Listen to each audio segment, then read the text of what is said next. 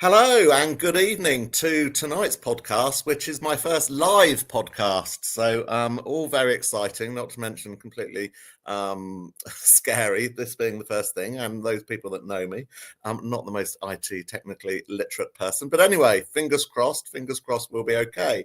So, tonight's guest, which I arranged in advance and very fortuitously, considering the guest who you'll meet very soon, considering this evening's news.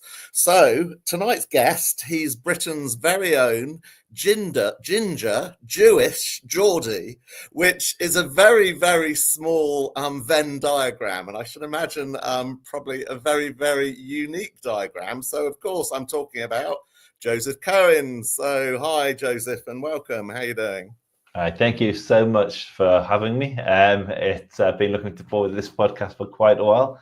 I object. I am not ginger. It's African sunset.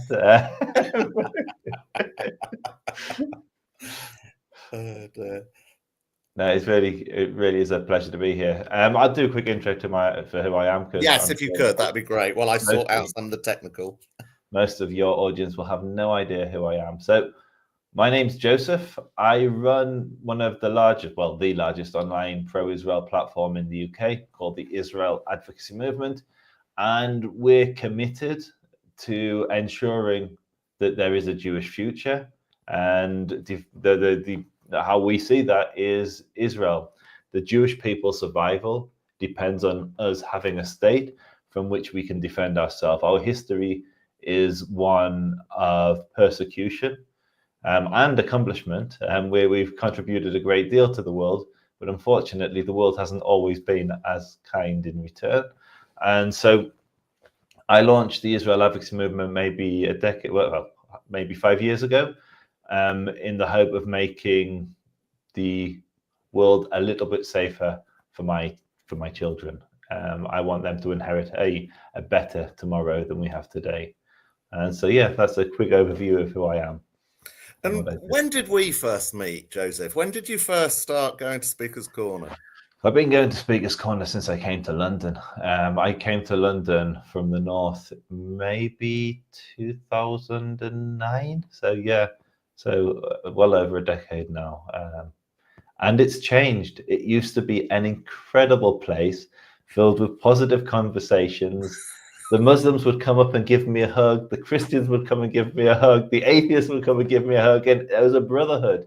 And then some clown started bringing a camera, and then another camera, and then another camera. And all of a sudden, it was a battle zone, and it was egos, and it was tribal. And it kind of lost its magic. And I just continued to go there, not for the interactions or the positive interactions, but to film the hardcore anti-Semitism, to wake the Jewish community up as to the threat that they were sleepwalking into, and that the UK has sleptwalked into. I think Speaker's Corner is a great microcosm of British society, and the fractures that exist in that place are fractures which will spread throughout the UK. And it's kind of the coalface. So if you want to see the future of Britain, I believe look to Speaker's Corner. I completely agree. I've always said Speaker's Corner in so many ways is often a microcosm of the bigger picture of the bigger world. You know, the world's conflicts often see themselves out in Speaker's Corner, and unfortunately not always peaceably either. And I also agree with you about the appearance of the cameras. That has grown and still continues to grow. And I think we probably both agree frankly to the detriment of the sort of the greater good of the corner. So many dramas, squabbles, fights seem to break out, frankly, purely for the purpose of the cameras, and particularly with the Dawa teams, I've counted up to 14 cameras all sort of crowding around a bunch of people filming one discussion or one debate, which frankly is just an utter nonsense. Yeah, and it's all about who can then creatively come up with the most compelling and clickbaity title. Oh, Muslim smashes Christian preacher. Okay, it's No, absolutely. It's very, very predictable, and in fact, quite often, I'll take the Mickey out of them in the moment, saying, oh, what clickbait title are you going to come up with for this one, lads? Then, and you can predict them. You can absolutely predict them. I have a question. I haven't been to the corner in over a year. What's the general vibe now? Is it getting more violent? Is it getting the Christians have got much better at doing their version of or evangelism and publicizing that. So I see a lot of their videos popping up. Yes. And it seems like the Dawa, the Dawgandis, the Dawis, they're on the run. They're on the ropes. Is that the case? It's quite funny how things have really turned around 180 degrees. Predominantly because the Christian attendees have got braver. They're fighting is probably not the right word to use, but figuratively speaking, they're fighting back. And so now it's a complete reversal. So you and I both remember not that many years ago when it would be the Dawa teams chasing around the Christians that they're sort of hectoring and almost to the point of bullying sometimes. But now, as I say, it's complete 180 reversal, where it's the Christians chasing the Dawa teams around. And some very well-known names from the Dawa teams who in fact we've got a new phrase, the Dawa dash. Which we see very, very, very regularly, and it's been pointed out by the Christians, and to be honest, it's blatantly clear that the Dawa teams typically only want to talk to either youngsters amongst the sort of Christian fraternity or sort of newbies or people that are passing through. They do all they can to avoid any of the sort of the main characters, the Bobs of this world. That we both know very well. So it is quite amazing how that's turned. But I would also say generally, in terms of kind of reflecting on Speaker's Corner, you might wonder, is this possible? But it has continued to dumb down. And I'm sure in the early days when you first sort of came, there were intelligent speakers that had a crowd, standing on a ladder with a crowd around listening and actually learning stuff, whether you agreed with whatever they were talking about or not. But there were clever people there that knew their subjects that you could go and listen to and really pick up some new information. That just never happens now. It is full of low IQ numpties who love drama, and there's very, very little sort of big discussions of any intellectual nature. I mean, you do have them, but they're usually on sort of a one-on-one basis or sort of a small group just talking, standing and talking together, not in terms of a speaker. We don't get speakers that you want to go and listen to for any period of time. As I've said, it's a microcosm of the UK. The UK used to be a beacon of intellectual thought for the rest of the world. Some of the leading luminaries of history came from the UK, where we're the birthplace of not the university, but universities as we understand them today, with Cambridge, Oxford, etc. And today you have pop culture. There's like the UK is in decline. Actually, it's not in decline; it's in free fall. I genuinely feel obviously I have family in the UK. I worry for their future. Forget the Jewish side, forget the anti-Semitism, but just the UK in general is spiraling, and it's really sad to see. Yes, and that's you're right. It's true across the UK, but most definitely within Speaker's Corner. So let's maybe move on to that, and some of the viewers may not realize that obviously you're British born and bred, but you no longer live on these shores. You've decided to up and move. Do you want to kind of talk us through the reasons for that? I have a video coming out, and I was toying, what do I call it? And in the world of clickbait, am I a refugee?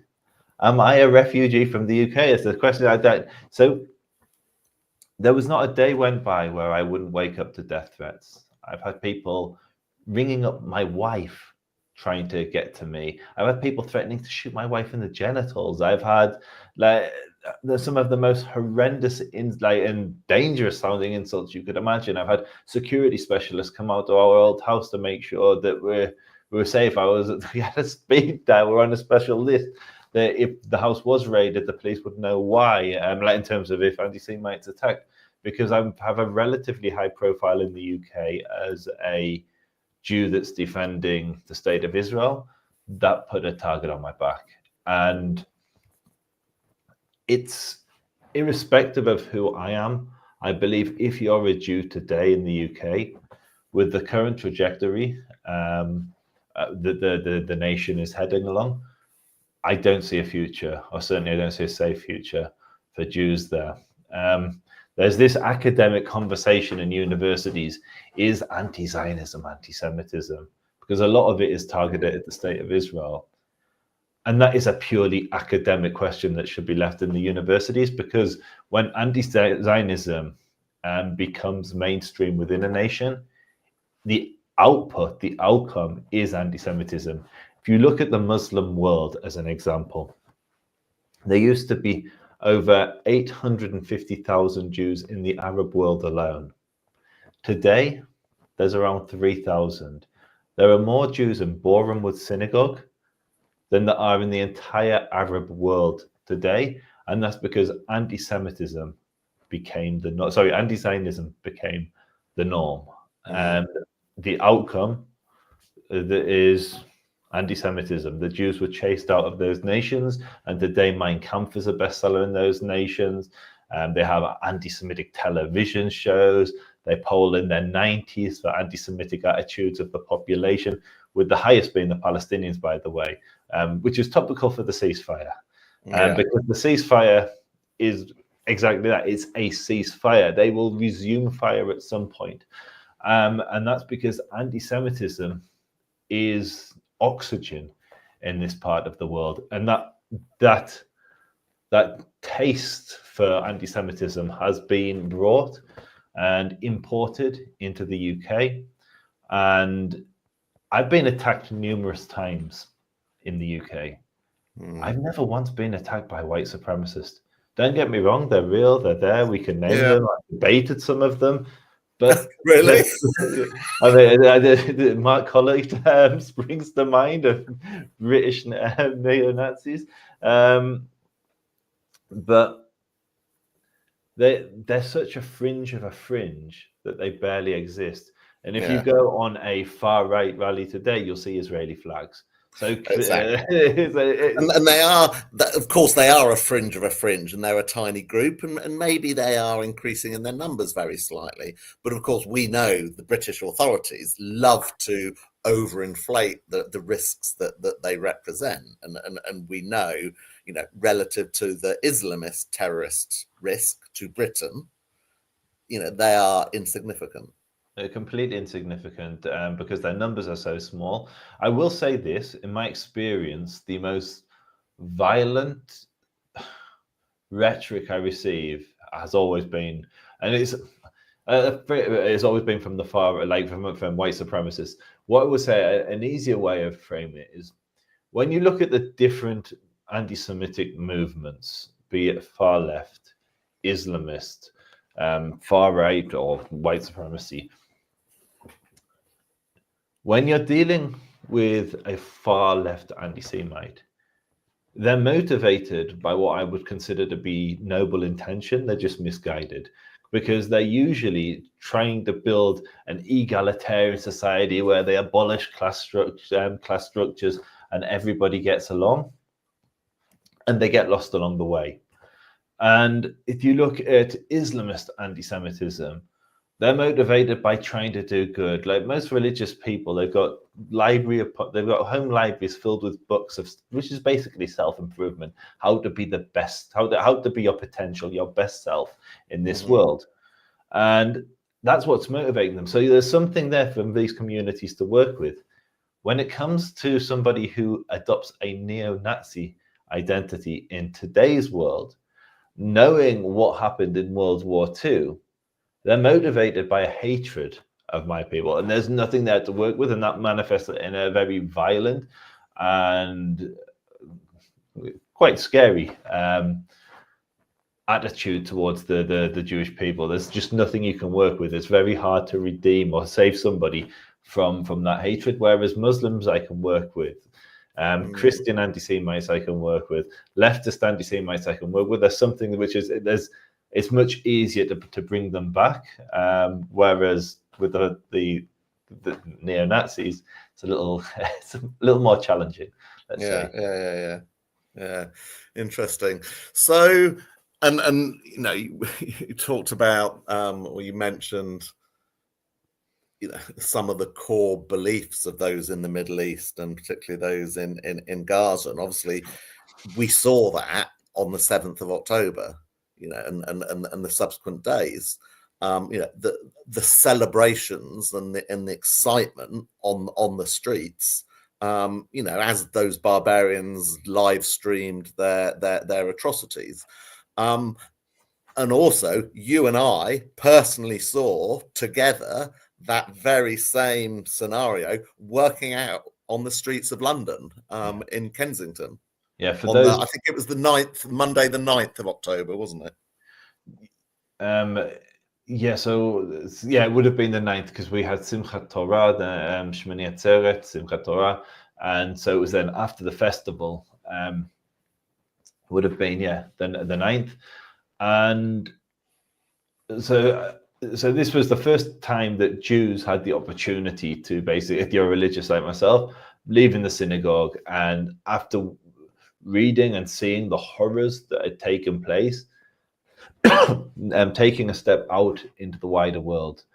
And I went to Kensington, to the Israeli embassy, because there had been an anti-Israel protest organized, except it wasn't an anti-Israel protest. This was a celebration of the slaughter of Jews, a celebration of the biggest massacre of Jews since the Holocaust.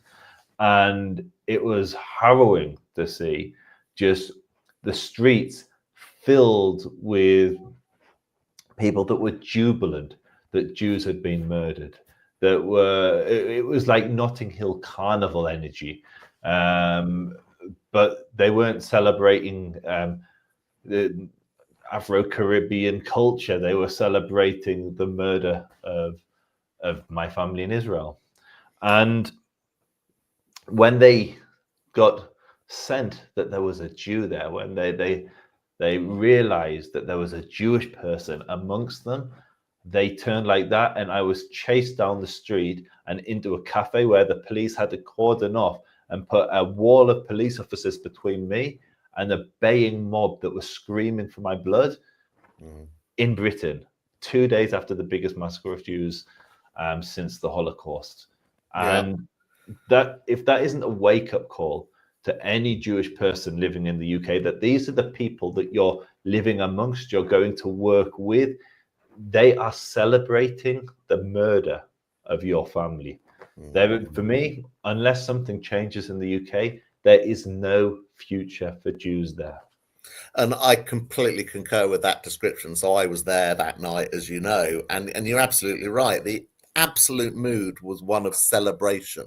You know, there was flags, there was singing, you know, smiles across their faces, the fireworks, absolute celebratory, and drums.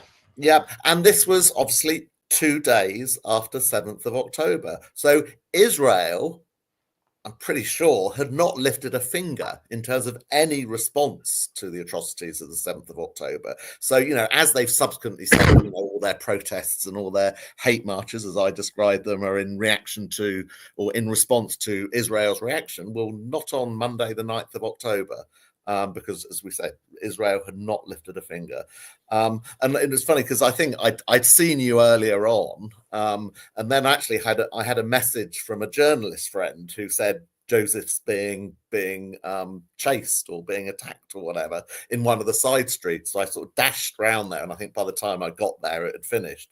But then I basically followed you being chased into that cafe, whereas, again, as you said, you had to be protected by a wall of police outside, whilst this mob were literally baying for your blood. I mean, if there'd been no police there, I dread to think what could have happened. And but that's the thing. I've been at rallies now where there has been a police presence, and the police presence is always the same.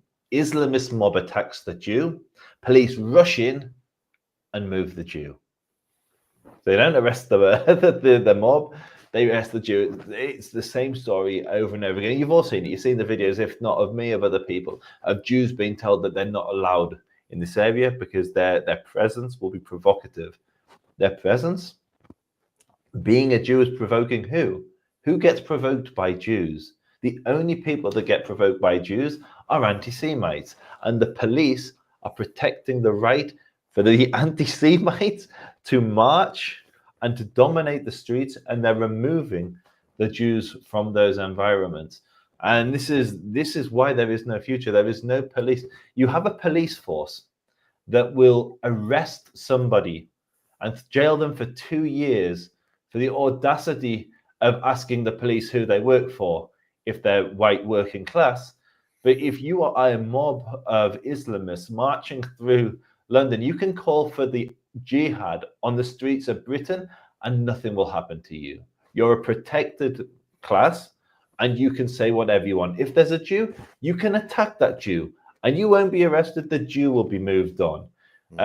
If someone turns up with a sign that says Hamas are terrorists, that's the one that will get arrested. Absolutely. Not the ones that support the prescribed terror group.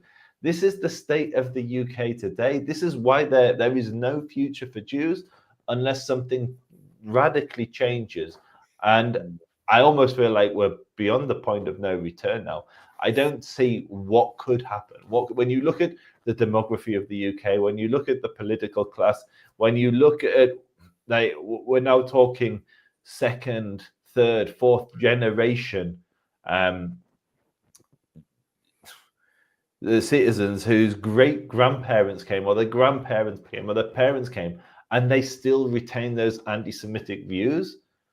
I don't see any hope for the UK, which is one of the main reasons I left. If I thought there was hope, I would probably still be there, or maybe not, because having spent one winter in Israel where it's currently 20 degrees. I know. Can you believe it? And I'm not sure. I think actually a little bit warmer here today. It's been up to 9, but we've had some very, very, very cold days.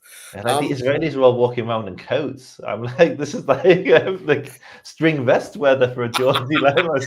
Once a Geordie, always a Geordie, eh, Joseph? So I was going to say, we've had 15 months of regular hate marches through the centre of London, through lots of other towns and cities. I know Manchester, I think, has them on a weekly basis. And of course, one thing is, there are many synagogues across London, including in central London, and frequently these marches, which are always hold on a Saturday. For some reason, they can't hold it on any other day. Frequently do go past or in very close proximity to synagogues on Saturday, on the Shabbat. But interestingly, this week, for the first time ever, the PSC, the Palestinian Solidarity Campaign, were planning a march which they wanted to gather outside the BBC on Regent Street, Langham Place, which again is very, very close to a central London synagogue. And for once, the Metropolitan Police have actually turned around and said, no, you're not going to gather there. They wanted to gather from 11, 12 o'clock. And the police have finally, after 15 months, put their foot down and said no. But of course, there's much angst from the PSC and complaining, saying, "Oh, they're banning us marching, etc., which the police absolutely are not doing. They're simply saying you can't gather there in close proximity to a synagogue. So, a tiny green shoot of sense from the Metropolitan Police Force, but very small and frankly, I'm sure you'd agree, too late in the day. I mean, the damage is done. British Jews do not feel safe. They haven't felt safe for a long time. If you go to a Jewish school, it looks like a military fortress with the amount of security and wires and cameras. Why? Because there's a very real threat to our children. Every single synagogue has guards on it. Every single synagogue in the UK has guards on it. Why? Why? Because the threat is very real. There are numerous terror attempts that are foiled on a regular basis. And people want to claim that it's not about Jews, it's just about Israel. If that's the case, why is it our synagogues that are being targeted? Why is it that an Orthodox Jew who's opposed to the state of Israel will get attacked and beaten on the street because they look Jewish? It's very much about Jews. And when you zoom out and you look at why is there all this attention on Israel, over the last decade, the Israeli-Palestinian conflict accounts for about 2% of all of the deaths that have taken place in any major conflict. When you look at things like Afghanistan, Syria, Yemen, huge death tolls. Nobody talks about them. Why? Because it's not the Jewish state. The reason that you don't have tens of thousands of people marching on the streets for any of these causes is because there's no Jews involved. People want to say that this isn't about Jews, it's just about Israel. Then why the disproportionate interest? If it's only 2% of the deaths on both sides, that's Jews and Arabs, where are the hundreds of thousands of people that are marching for all of those other conflicts that have taken place over the last 10 years? They're nowhere to be seen because there's no Jews involved. At the heart of these marches is anti-Semitism.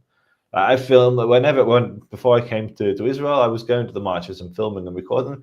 You'd see signs like, now you know why the trees and rocks are talking. Or now you know why the rocks are talking, sorry, because there's a hadith which says that the rock will cry out, "Oh Muslim, Muslim, there's a Jew behind me, come him." And the police just watch on. One of my favorite examples of that actually is, and I'm sure you can remember this, it was one of the first marches. There's a Islamist holding the black standard, which is the flag which has been adopted by Al-Qaeda, been adopted by Daesh, adopted by all of these groups.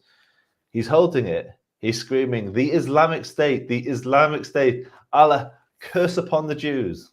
That's what he's saying. Yeah. The Met, for no reason, came to my Twitter feed, commented, replied on one of my things, and no one had even tagged them in.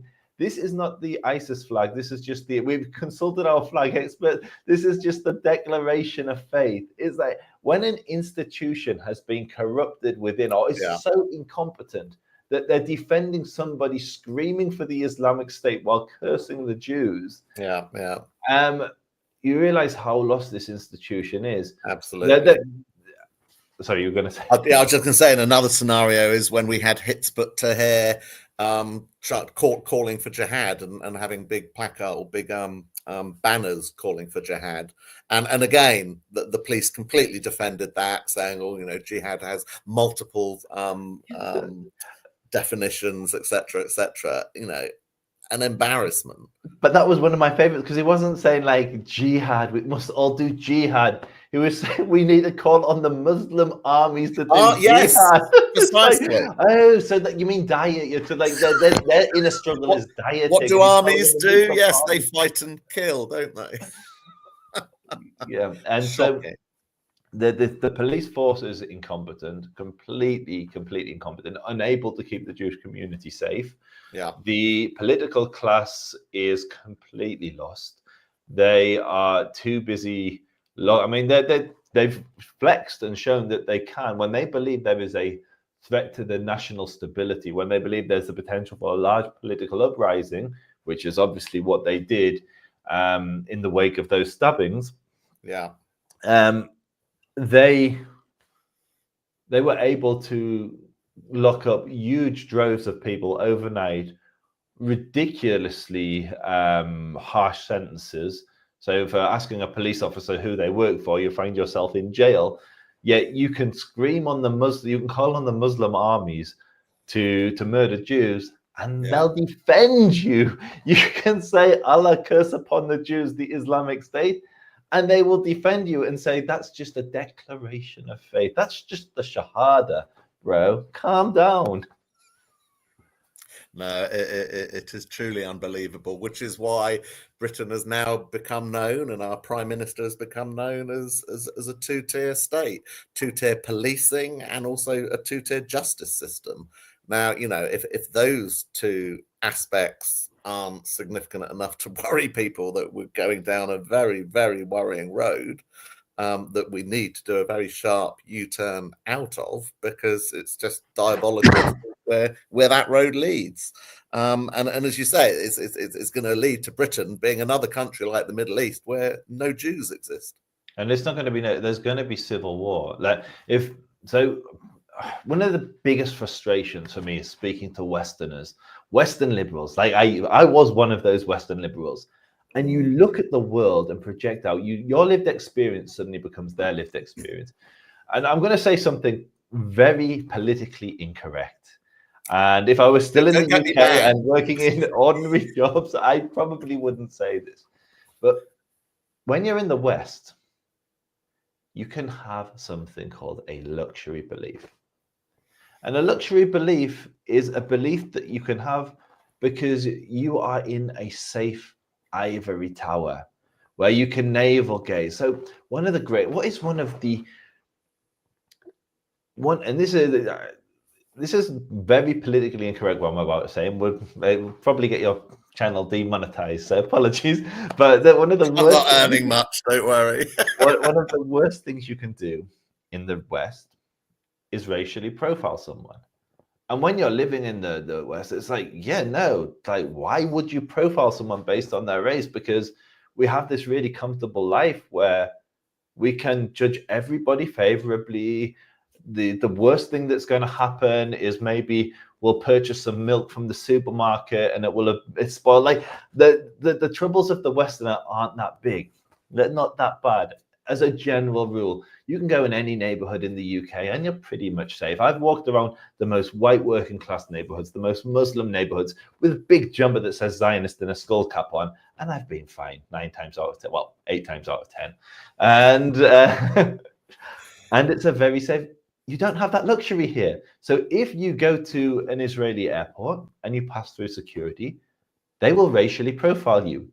If you are an Orthodox Jew with tied curls and a big black hat and a black jacket, and you're holding the Torah and you're eating a bagel, you're going to breeze through security. If you're a devout-looking Muslim, you could be the most decent, honest, good person in the world, but you will get profiled. Why? Because the Orthodox Jew doesn't pose a threat to the Israelis to anyone that's getting on that aeroplane. But those that do carry out the suicide bombings, the plane bombings, tend to be Muslim in this neighborhood. And so you will have racial profiling through security. And it's an uncomfortable reality, but it's a necessity, because within these world, we exist in a tough neighborhood. If you look at all of our neighbors, every single one of them is being ripped apart by internal fighting, by militias, by terror organizations. Syria's in flames, Lebanon's in flames, Egypt is in and out of flames on a regular basis, Yemen's in flames, and all of the nations that have that seem somewhat stable, Jordan, Saudis, etc., they have internal threats that they take very serious. And so this is a tough neighborhood. And to exist here, you can't exist with the luxury beliefs of the West. I remember speaking to one of my friends who lives out here before I moved, and I said, look, the West is in a culture war. In my old place of work, we have to put our pronouns in our work profile. It's very woke.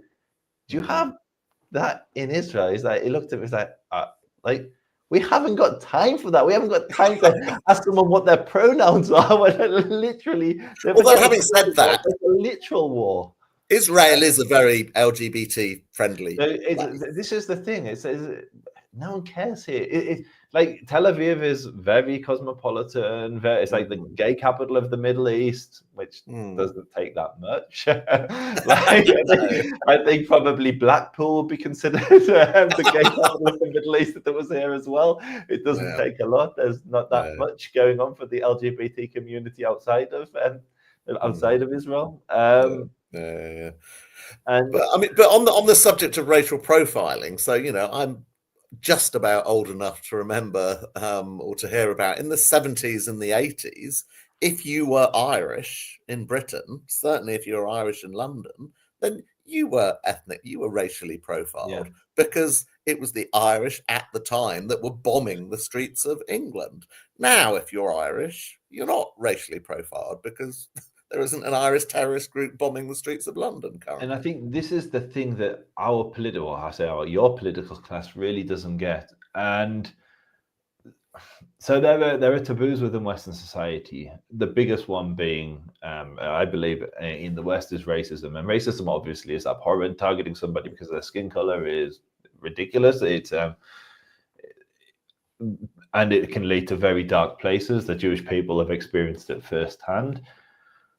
But the inverse of that is just as dangerous. So there is a very real threat. And I don't like the term Islamist. I've used it in this conversation. It doesn't exist. The Muslims always tell you, well, what's an Islamist? There's Islam. And Islam can be interpreted in many different ways.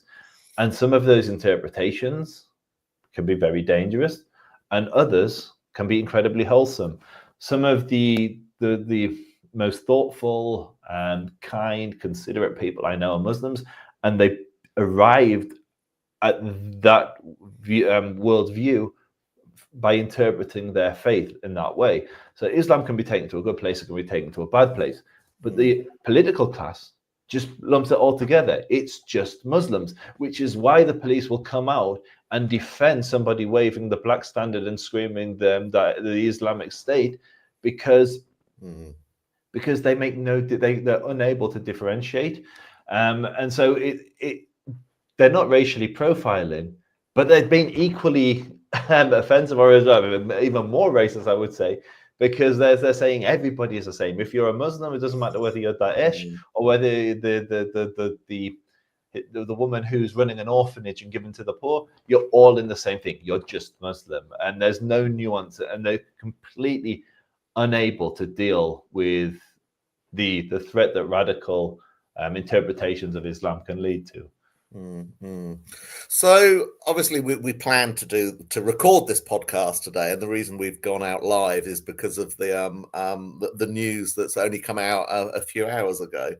And I know Joseph's had to be quite busy today, so hasn't had a chance to get fully across it. So maybe if I just kind of summarize the main points that I understand. So this was announced in Doha, as I say, a few hours ago, by the prime minister, I think, of Qatar, who announced that America, Egypt, and Qatar had been working together with the Israeli government and with Hamas and agreed a ceasefire, which is actually going to commence this coming Sunday, which is the 19th of January.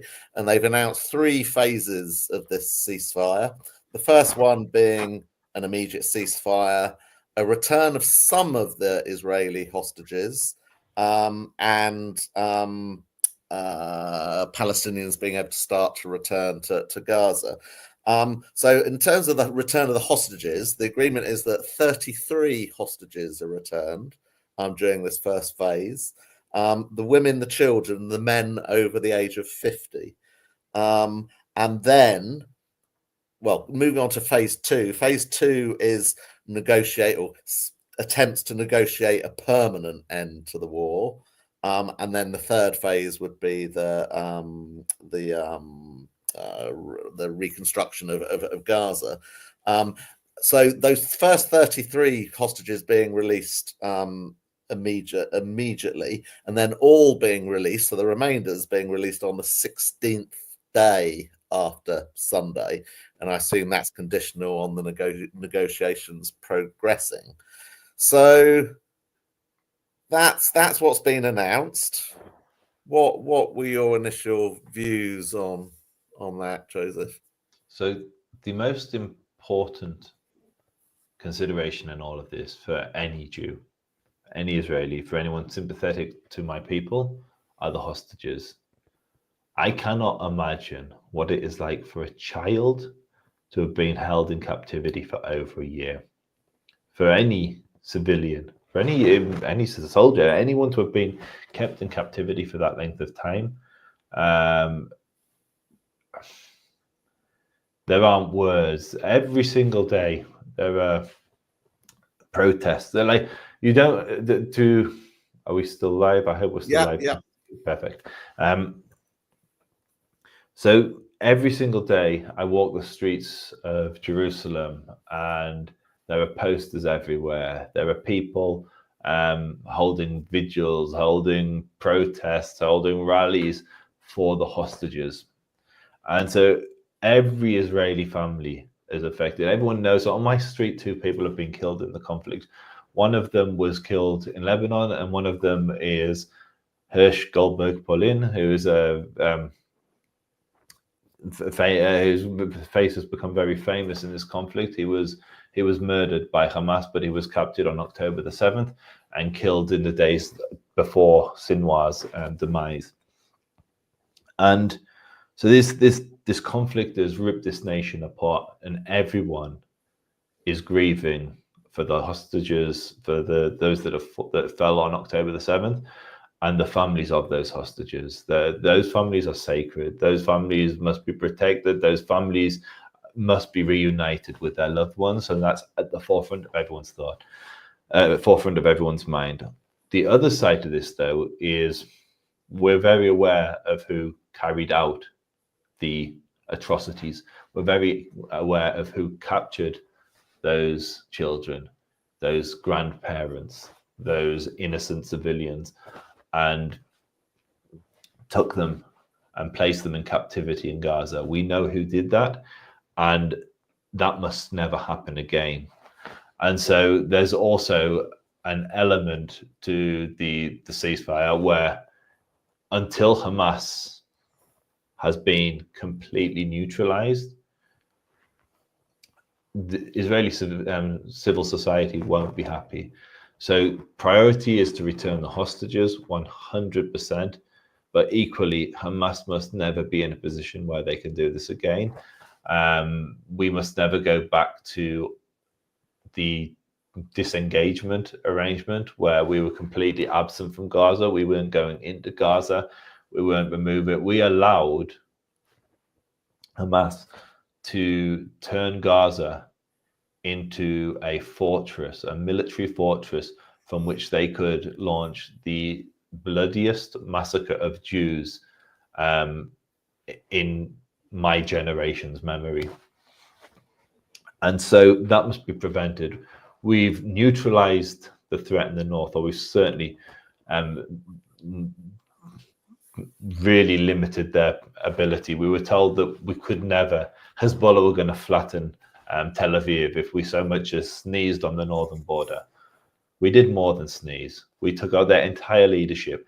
We took out thousands of their operatives with pagers.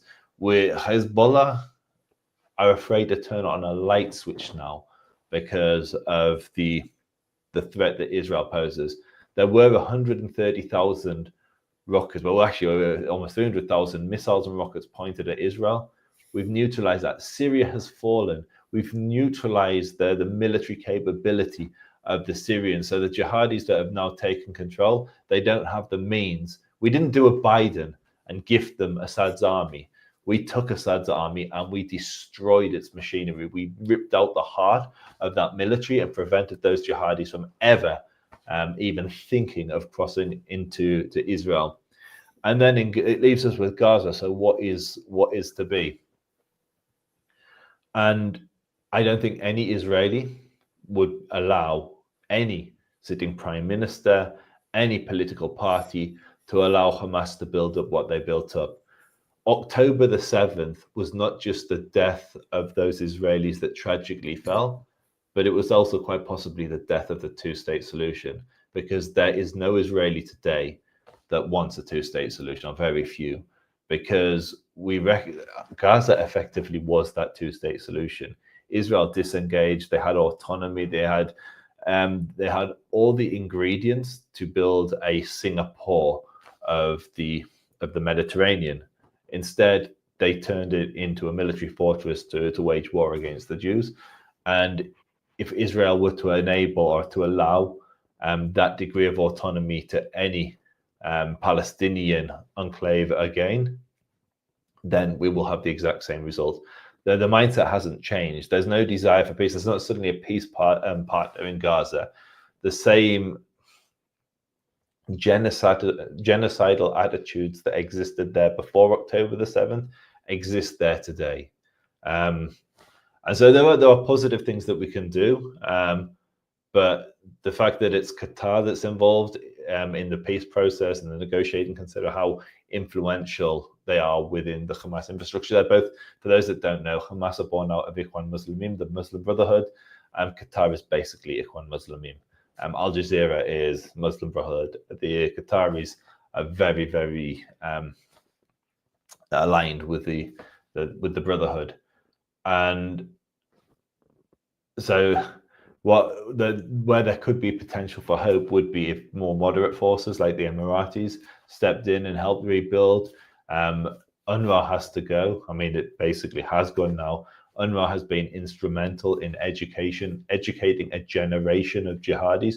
Almost every single participant of the October 7th atrocity was educated with Western tax dollars.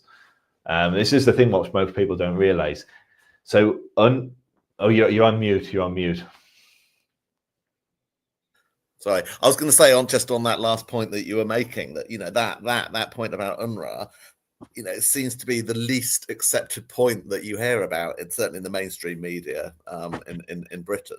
So just for context, people won't be aware of this. So UNRWA, first and foremost, was set up for Palestinian refugees. They're the only people in the world who have their own UN refugee agency. Everyone else is dealt with by UNHCR. They get UNRWA, United Nations Relief Work Agency.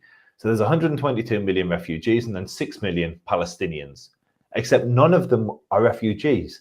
They are the descendants of refugees. I descend from a refugee, but I'm not a refugee. Well, maybe I'm now a refugee from the UK, but until I fled the UK, I wasn't. I was just a grandson of people who'd fled persecution in Europe. And most Jews that I know descend from people that fled persecution, but were not considered refugees. Only the Palestinians are, because it's something you inherit if your ancestors lived in British mandatory Palestine between 1946 and 1948 and then fled. So if they came from Iraq, if they came from Kurdistan, well, no, it was no place called Kurdistan, but if they came from Yemen, if they came from Lebanon and they lived there for 2 years and then fled, they're considered Palestinians, even if it was only one of their grandparents. And the only way they can stop being a refugee is if they die or they return to Israel. So from its very inception, UNRWA is set up to destroy Israel. That's its intention. That's why they preserve the status of these refugees, because they will one day return. All of their schools teach this message of return. They celebrate terrorists. Literal terrorists are in their textbooks. They are taught to hate Jews. I put out a video recently where it's just got clip after clip of children educated in our school telling us that they would love to, I can't say it on YouTube because we'll be censored, but take up arms against a certain population. And they're taught about this. They're taught about jihad in their UNRWA school. And why is this important for a British audience or a Western audience? Well, Muslim nations pay 6.7% of UNRWA's budget. The other 93% basically comes from the West. So 90% of it is paid by your tax dollars. You are paying $1.4 billion a year to indoctrinate a generation of Palestinians that they will march on Israel and liberate Tel Aviv from the Yahud. It's your money that's doing this. You have contributed to October the 7th. You've contributed, you've helped pay for this mindset.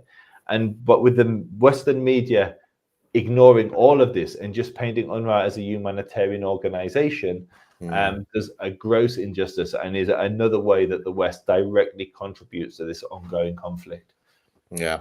You might have thought we'd have learned from Northern Ireland, where we know that the hate and the division that existed in Ulster was bred to the school children from a primary school level, and unless you deal with that, you can't reach a position of peace, because you're just you're just drilling it into your children.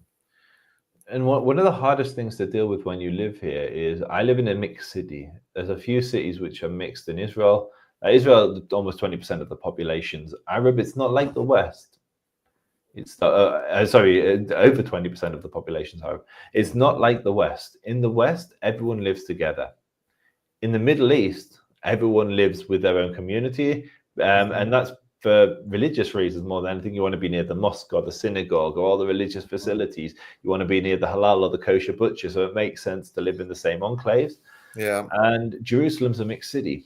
And most mixed cities in Israel, the Arabs are incredibly patriotic, or a lot of them. They love Israel. They have incredible lives there. They sit in the judiciary. They drive fancy cars. They get along. Jerusalem's different. Most of the Arabs that live here have rejected Israeli citizenship and their residence. And so what's been one of the hardest things is getting my head around. I have an incredible day-to-day interactions with almost every Muslim I encounter. I've truthfully not had one well, that's not true. I had one negative experience with some schoolgirls who threatened to stab me, but that's something else. It goes back to the UNRWA schools. Right. Yeah. But other than that, all my interactions have been incredibly positive. Whether it's I've been served in a shop, or like I'm regularly walking with my daughters outside. There's like a very beautiful little walk outside my house, which goes down to a very nice, friendly Muslim neighborhood. And every woman that sees my daughters like Hamuda, cuties, and like very, very it's, on an individual basis, it's very, very lovely relationships. But there's this dual aspect where detached from that is the Palestinian identity. And you'll have sweets handed out in certain neighborhoods when there's terror attacks. And so there's this real difficult relationships to get your head around, which is very complex, where you have like this interpersonal relationship, which is positive, and then you step out of that, and then there's the macro national identity, and it's incredibly hostile. And that's in Jerusalem. Like, so when you get to somewhere like Gaza, where there's no interaction with Jews whatsoever, it's just indoctrination by UNRWA, by Hamas, into Jew hatred, into we will liberate Israel or Palestine from the Jews. And that's all they know. And that's what needs to change. Israel needs to take control of the education. Yeah. Like truthfully, it's the only thing I believe Israel needs to control. Forget the borders, forget everything else. Israel needs to control the education, because if you control the education, I mean, you only need to look at the West for that. The long march through the institutions.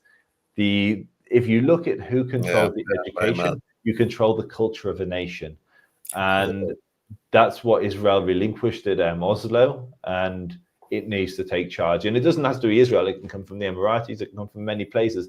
But it needs to be wrestled away from Iran, from Hamas, from UNRWA, from Qatar, and put into more moderate hands. Well, it will be interesting to see Iran's reaction to this announcement today, won't it?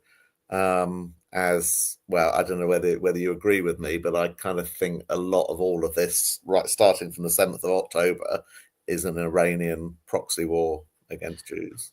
100%. But I think the thing, Iran will have to celebrate this. They've got no choice, because Israel has humiliated Iran. Syria's fallen. Lebanon's fallen. Hamas, like all of their militias, with the exception of the midgets in Yemen, the Houthis, with the exception of the Houthis, all of their militias have been absolutely decimated.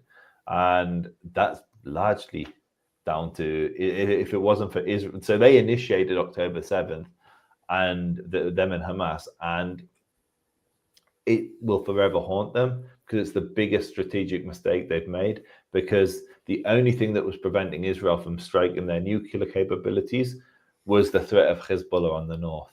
And so they've lost their two biggest proxies, Hamas and Hezbollah. Assad's fallen. And so Iran will claim this as a victory, because they've completely lost everything. And so they will have to save face in front of their people, claim this as some sort of victory. But this is what I want everybody to really focus on in this. You're going to hear a lot of Hamas propagandists declaring this is a victory. I want you to just stop, go to Google, and look at the images of Gaza City. Look at the images of Khan Yunis. Look at the images of all of these once neighborhoods, but were filled with life, filled with people, businesses, mosques, birthdays, simcha, celebrations, Mm-hmm. and that's all destroyed, razed to the ground because Hamas brought war to their doorstep. And then contrast that to pictures of Tel Aviv, of Jerusalem. Our neighborhoods are standing. Our butchers are still there. Our synagogues are still there. People are getting on with their life. We have normality. Gaza will take decades to recover from this war that Hamas initiated. And so they will declare this as a victory, but just stop and look at the devastation and then think about, why would anyone call this a victory? Why would anybody celebrate the destruction of their own neighborhoods, the loss of civilian life, the loss of the military is completely shattered? The beginning of the war, when I wasn't here at the beginning, but when I first arrived here, there were rockets falling on the regular basis. We rarely get alerts of rockets being fired from Gaza. Actually, there was one 2 weeks ago.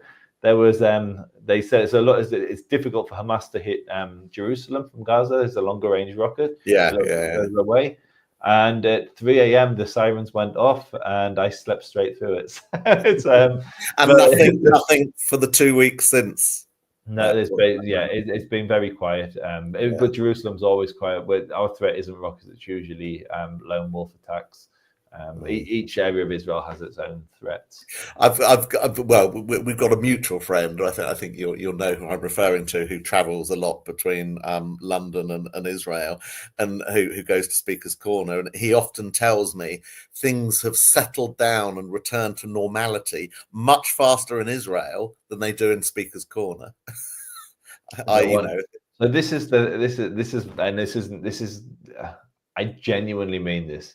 I am far more concerned for the UK than I am for Israel. Israel will be fine.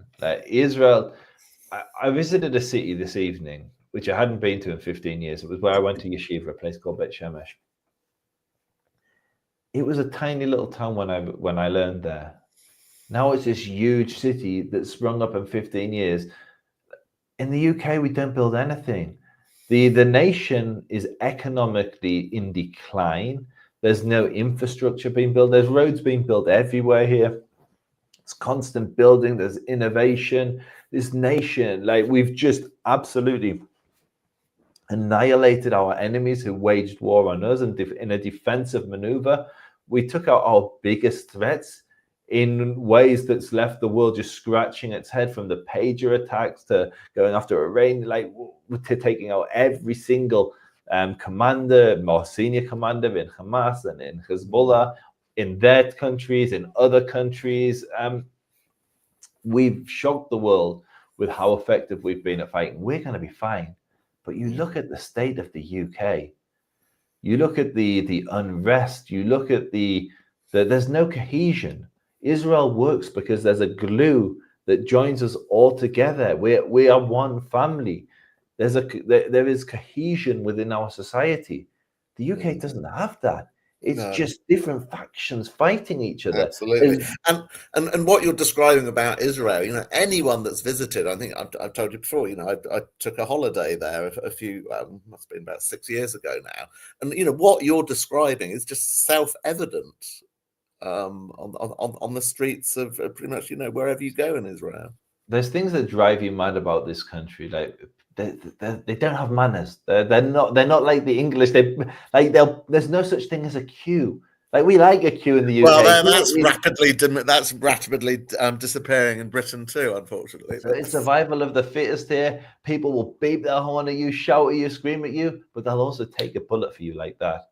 And it is almost like with a family. With a family, you don't have time for the courtesy, the common courtesies that you do with strangers. It's much more direct. There's much more. If you're unhappy about something, you'll say so, and you won't hold back. But you would die for your family. You would do anything for your family, and that's kind of the vibe of this culture, of this country, and that's lacking from the UK. No stranger. There's horrendous videos in Britain of where tragically someone's died on the side of the street. People are just walking past. There's no concern for the fellow citizen, because they're not fellow citizens. They're just two people that are occupying the same space and competing for the same resources. And Israel's not like that. And something needs to change in the UK if it is to save itself. But I'm not that optimistic. I agree. Well, we've hit the hour on that optimistic perspective for Israel, but we never thought that's where we would end up the discussion. Yeah, But the guy who has rockets falling on his head on the regular is worried about you guys. That's how bad it is. Exactly. But I completely, agree with your points, both in terms of what I've seen of Israel and what I see happening around me here in Britain for all of us in Britain. But particularly the Jewish folk. And I guess one thing that has happened over the last 15 months is I've had the pleasure to get to know quite a lot of Jewish people who I'd not met before, and I really appreciate those relationships, and they're fantastic people. So thank you so much, Joseph. I'm sure we could have gone on for another hour or two as well on top of that, but maybe we'll have to reconvene and have another session sometime. It'll be my pleasure. So yeah, thanks ever so much, and thanks everyone for watching. I'll see you next time. Cheerio.